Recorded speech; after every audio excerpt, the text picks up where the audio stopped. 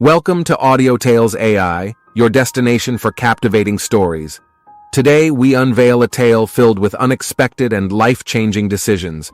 Remember to subscribe, hit the bell icon, and let's dive in. I met my wife while we were in high school. She was the first girl I ever confessed my feelings to, and I was lucky enough to have them reciprocated. We were pretty much inseparable after this.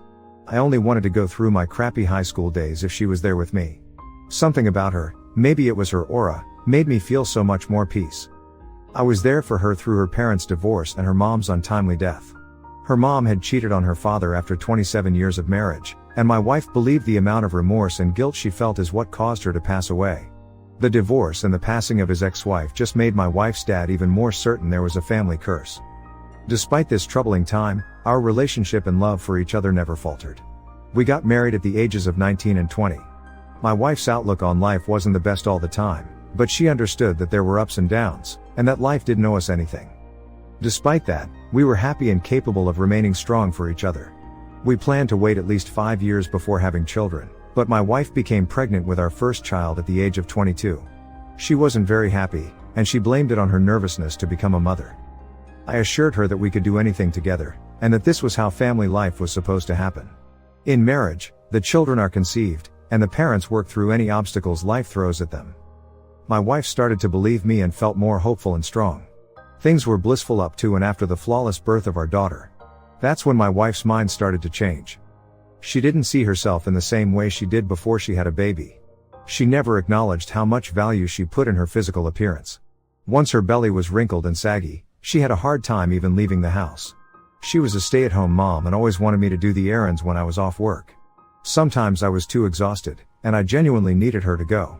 Whenever this happened, she didn't fight me. She just went and got it done. Dates were non-existent. She wanted to stay at home because she didn't have anything to wear or any number of extra excuses she had that all pertained to her appearance. I didn't mind dating at home, and we even had her father or my parents watch our daughter for us while we had some time alone. I always told her she was my woman for life and that I would always love her body unconditionally. That's all anyone can ask for, right? I knew she was my wife for life, and I never put any conditions on that, including her appearance. I told her I would spare some money for her to get clothes she liked to wear, but she didn't want to buy clothes at that size. I told her I would work out with her every day, but she always made an excuse as to why she couldn't. She started talking about the family curse her dad believed in. I told her that just wasn't logical and that she had to be the master of her fate to the best of her ability. My message went unheard until she was involved in a very bad car accident. A car pulled out in front of her, causing her to veer off the road and off an embankment. Her car wrapped around a tree and started smoking. When I got to the hospital, she was conscious enough to tell me that someone saved her life. She said a man climbed down seconds after her and pulled her up the steep wall to safety right before her car exploded. I could hardly believe it. I told her that after this, she could say the curse was broken because she survived. She asked me to ask anyone in the hospital or the police force if they knew who that man was. I tried to find out for her, but no one knew. After she was discharged, life at home was almost back to normal. I noticed she wasn't struggling with her self-esteem or overall doubt anymore. She told me she believed that the curse was broken because she survived. I was happy for her and loved this positive change. In hindsight, I did notice a few clues. I found a cigarette butt in her front yard. I asked my wife about it, and she played dumb.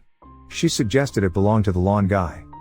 My wife was spending more time on her phone, but doing it at times I wouldn't notice because of being at work, being in the bathroom, being in a different room than her, when she was cooking dinner, or when she was gardening.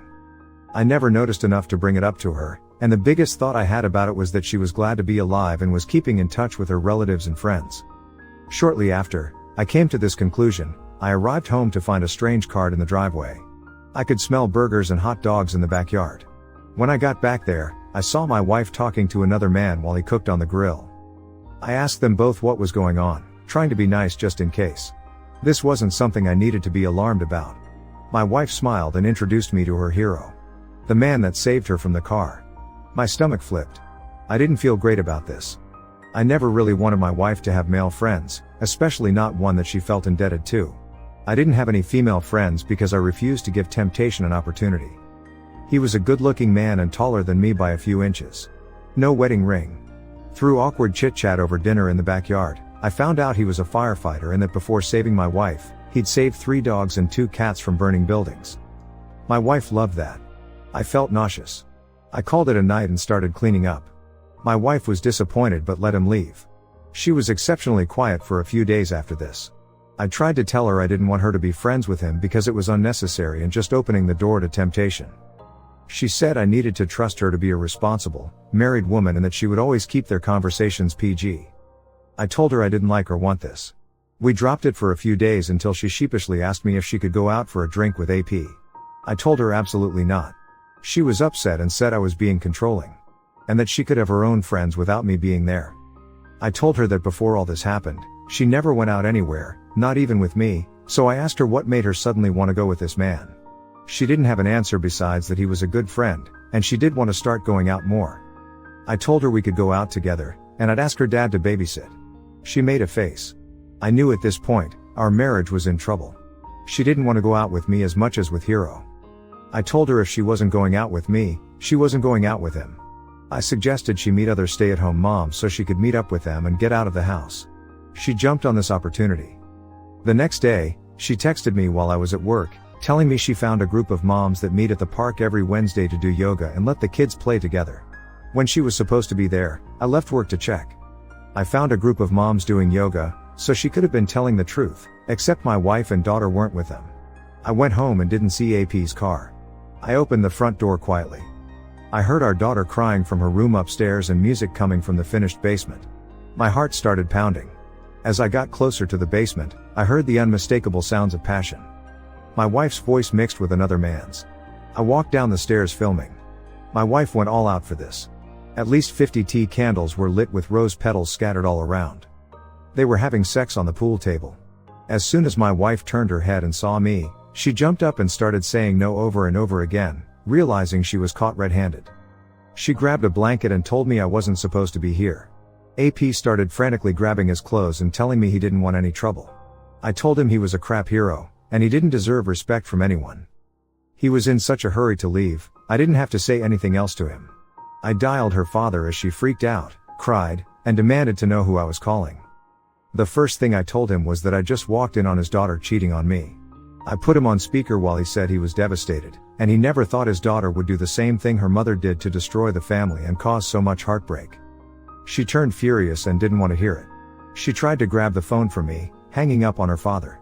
I ran upstairs with it and locked myself in her daughter's room, picking her up to stop her crying. My wife frantically knocked on the door, tried to open it, and told me to let her in a few times before she started wailing and begging me for my forgiveness. She called me her husband several times as if that was enough for me to forgive her. She admitted she wasn't thinking about me or our daughter or how much our marriage and family would be affected by her actions. I told her this was hopeless. She wanted me to trust her, but now proved she was a liar and a cheater. She told me she knew what she did was a mistake, but she didn't do it out of love for him. She did it because AP made her feel better about herself. I told her she shouldn't have needed another man's or anyone's validation. I was her husband and the only man in her life for a reason. That's what marriage is.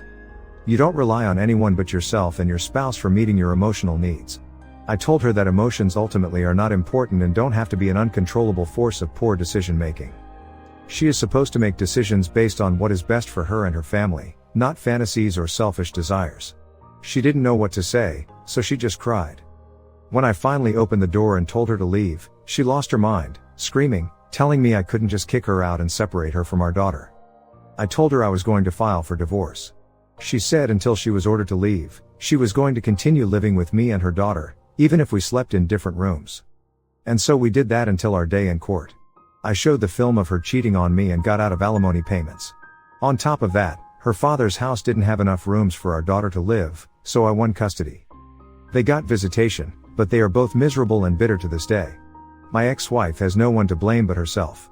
She's completely lost her identity because of this. She has nothing to call her own and is too depressed to try to get a job or make friends. Thank you for tuning in to Audio Tales AI. If you enjoyed today's story, remember to hit that like button and subscribe to our channel.